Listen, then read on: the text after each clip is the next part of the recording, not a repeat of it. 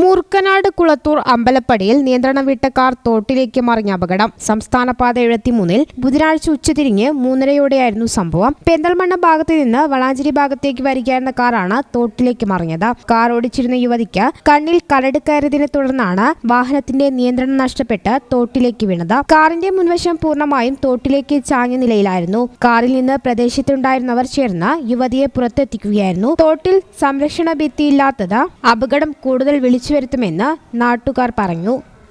ഈ channel news Valanchery.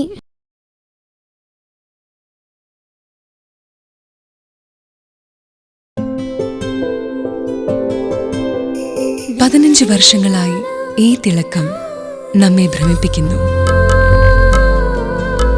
15 വർഷങ്ങളായി ഈ വ്യത്യസ്തത നമുക്ക് ആത്മവിശ്വാസം നൽകുന്നു. 15 വർഷങ്ങളായി നമ്മുടെ ആഘോഷങ്ങളിൽ ഈ പാരമ്പര്യവും പങ്കാളികളാണ്. ഒരു ദേശത്തിന്റെ ആഭരണ സംസ്കാരം രൂപപ്പെടുത്തിയവർ. ഞങ്ങളെപ്പറ്റി നിങ്ങൾക്കല്ലേ കൂടുതൽ അറിയുന്നത്? പരിശുദ്ധിയുടെ സുവർണ പാരമ്പര്യം. Hayat golden diamonds, Valanchery.